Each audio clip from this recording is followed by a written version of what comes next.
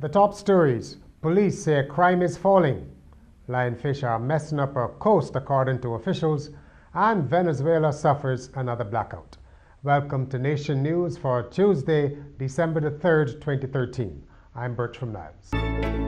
You want your loved ones around to celebrate, especially those living far. And with Digicel Top-Up, Dad can help you bring life to the party and be part of the celebration. Ask him to send you Digicel minutes. Receive free instant additional credit. Stay connected here and there. Ask your family abroad to send Digicel minutes today. There has been a decrease in crime of 4.5% despite an apparent increase in murders lately. The update came from Acting Commissioner of Police Tyrone Griffith at a meeting of the Association of Caribbean Commissioners of Police at Divi South Winds this morning. He says the family unit of the police force is working hard to prevent domestic murders, which have been in the spotlight, but it needs help. Domestic abuse is a deep-seated problem, which I don't think it's only the police can have a part to play. I think the wider society, the other social agencies that need to come on board as far as that's concerned. We are in the law enforcement side of things, but it's not all about law enforcement. I don't care how tight that law enforcement is, there will be instances of murders being committed. A venomous and a voracious predator is stalking our shores. We're talking about lionfish, which are known to eat other fish and just about anything they can fit into their mouths. We hear more about this pesky problem from Ricky Jordan in Report from Parliament. Today the debate was really on the environment. That was the central aspect of today's debate in the pre-lunch session and going in now to the post-lunch session. And in that debate, Minister of the Environment and Drainage, Dr. Dennis Lowe, is saying that Barbados is losing the fight to slow down the increase of the lionfish population wreaking havoc on the island's reefs. The minister says the invasive predators are posing a serious danger to the reefs just off Barbados. Speaking in the House earlier today on a resolution for a grant of $13.3 million from the Consolidated Fund to supplement the 2013-2014 estimates for the ministry's coastal risk assessment and management program, he said while Barbadians had resorted to eating the fish, they continue to pose a danger to the livestock living around the reef. By April next year, Apple iPads will be used in primary schools across Barbados.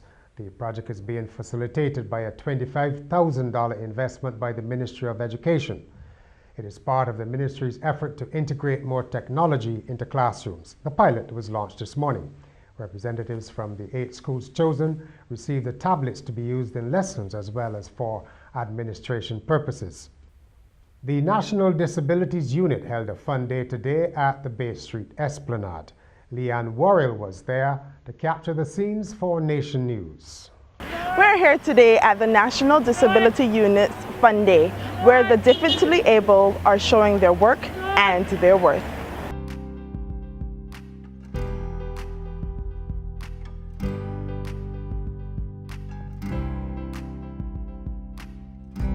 My name is Ernesta Drake, and I'm the Permanent Secretary in the Ministry of Social Care, Constituency Empowerment and Community Development.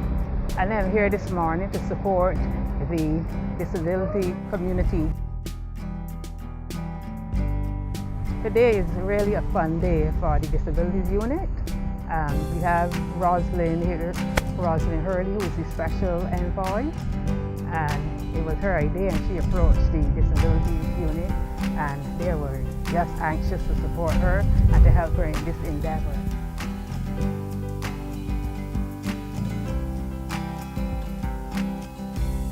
This is one of the things that we would like to see more, so that the disabled will have the chance to make some money and to show all the different things that they can do. You have all sorts of things here. Everything you see here is made by the disabled. Caribbean news now. Liat says 5 new aircraft have placed it in a good position for the peak Christmas period. The airline suffered serious scheduling problems, including cancellations during the summer and a work stoppage by pilots last month. Some of the problems were linked to the integration of the new planes, 2 more of which are due to arrive next month to continue the overhaul of Liat's aging fleet. Acting CEO Julie Reefer-Jones said the carrier was now in a better position to stabilize its schedule over Christmas. There is no need for a trade war. That's the message Trinidad and Tobago's Foreign Minister Winston Dukuran has taken to Jamaica as the 2 countries hold talks to lessen tensions. Trinidad's expulsion of 13 Jamaicans last month led to calls for a boycott of goods from the 2-island nation. Venezuela was hit by a power outage last night in what President Nicolas Maduro said appeared to have been an act of sabotage against his government. Most of the country was plunged into darkness. Venezuela was also hit by a massive power outage on September the 5th. Critics say the power problems symbolize the failure of the government and its 15 years of socialist policies in Venezuela, which has the world's largest crude oil reserves. Mr. Maduro has in recent days warned that his opponents might try to sabotage the electrical grid to gain advantage in elections for mayors taking place on Sunday. In sport, West Indies will be hoping for a much better second day after their bowling was put to the sword by hosts New Zealand on the opening day of the first cricket test in Dunedin.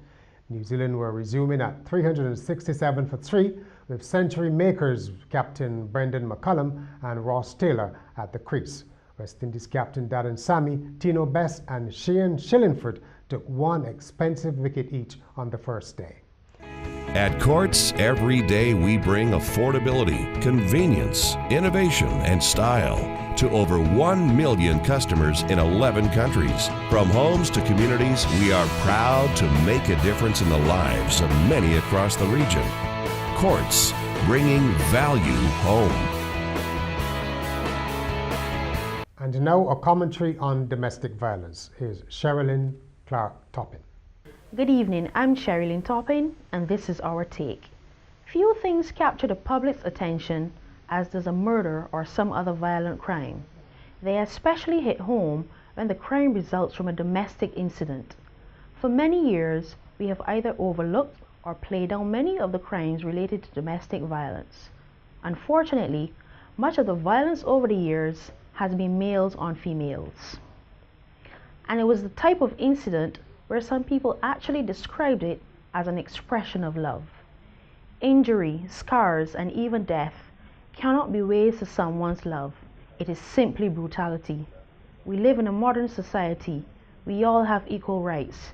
We must respect each other's rights. So any incidents of domestic violence must be reported to the relevant authorities and the law applied. We can no longer tolerate this behavior. That has been our take.